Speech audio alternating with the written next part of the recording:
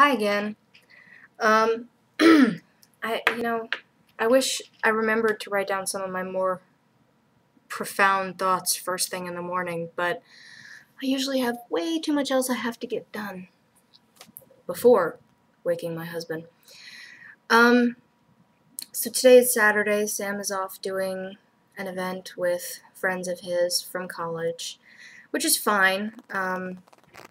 Some of them I don't know, some of them I know. But in general, there are certain events I don't go to with the crowd from his college because primarily they're outdoors. I mean, they like being outdoors. They like being in the sun. They like going to clubs together. It's things that I'm not really.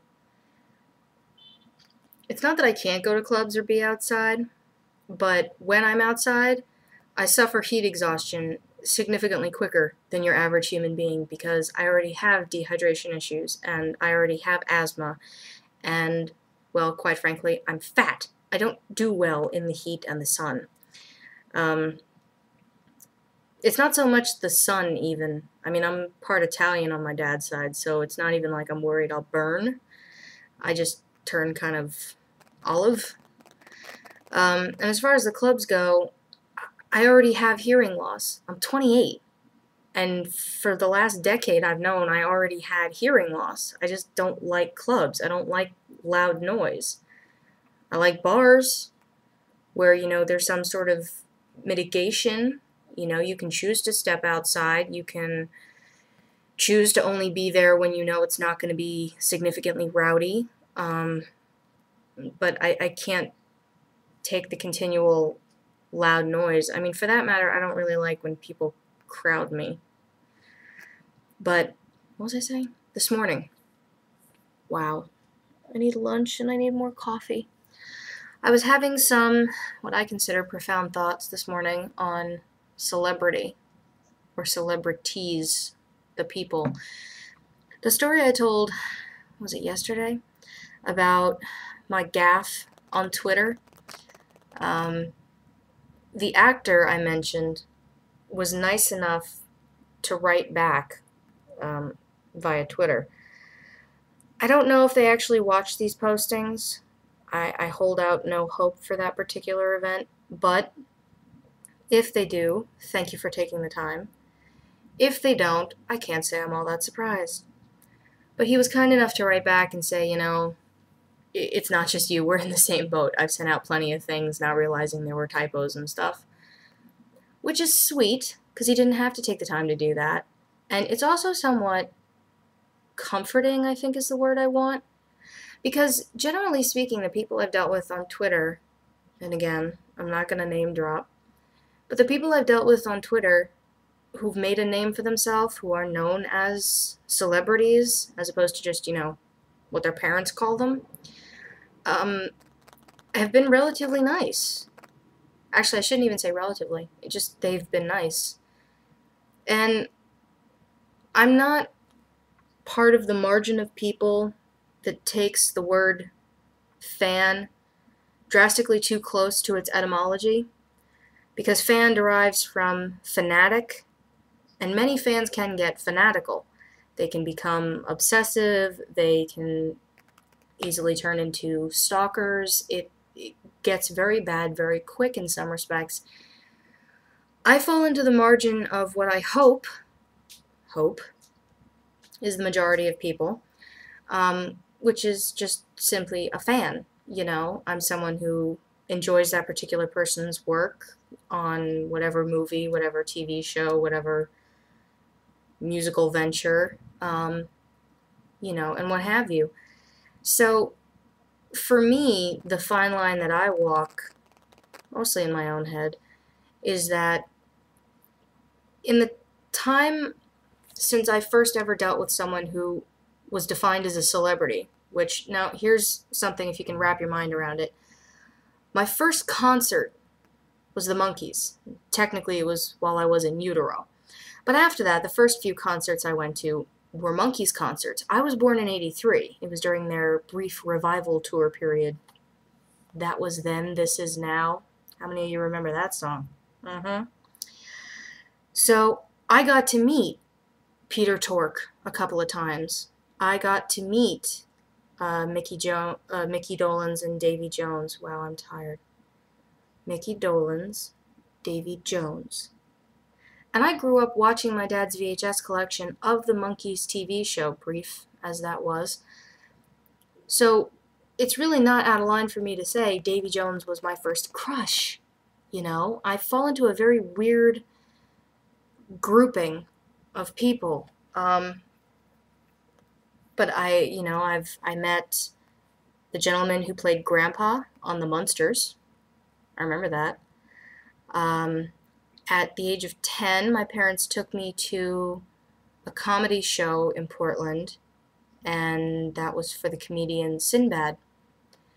And by whatever happenstance, we ended up with tickets at the front, and I got picked on by Sinbad.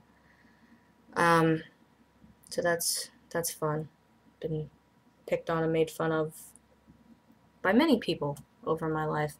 I'm not suggesting that he's a bad guy for doing it. I've seen plenty of his specials on HBO and Comedy Central. It's his shtick. He likes picking people out of the crowd to tease. I'm not insulted by it, but I'm saying it's, part of my history of dealing with people who've made a name and a reputation for themselves. But I've dealt with several people on Twitter now, and a couple through Facebook, and I keep a list. Now, alright, this is going to sound a little fanatical, a little OCD. I get it. But it's not like I'm keeping a hit list. It's not like I'm keeping a list of people I'm now best friends with who are celebrities. It's one of my coping mechanisms. These are the people who have been kind enough to respond to something I've said in some form of social media. And it's not that it makes me feel like I'm best friends with these really important people, but it does make me feel like there isn't such a gaping void between people like me who've not made a name for themselves and a career for themselves and the people who have.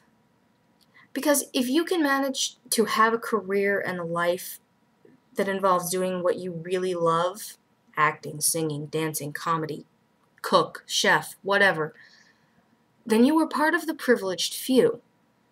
And I haven't had that luck, which is not to say I don't enjoy my life in many respects. I enjoy being married. I enjoy being a housefrau, basically. I enjoy cooking. I mean, nobody, I think, really enjoys cleaning, but I like having structure. I like having order. I like being able to keep my house together the way I like it. My cat's being cute. But yeah, I haven't found a niche in life that allows me to do what I enjoy and get not even well paid for it, but paid. I haven't even found that. So when people who have achieved that in life, which to me is not a status, it's almost like a gamer thing, achievement unlocked, that they've managed to do that for themselves is a good thing. And that having already accomplished that, they take the time to respond to anyone who hasn't achieved the same thing.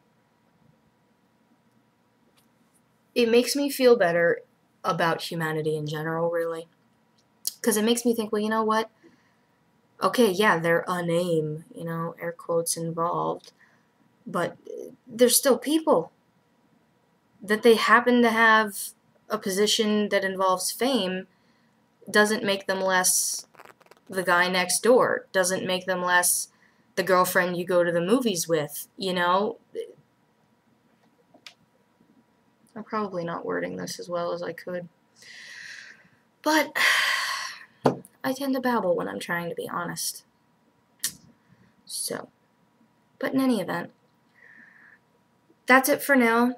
I just wanted to get that not as concise, well-phrased thought from this morning out of my head.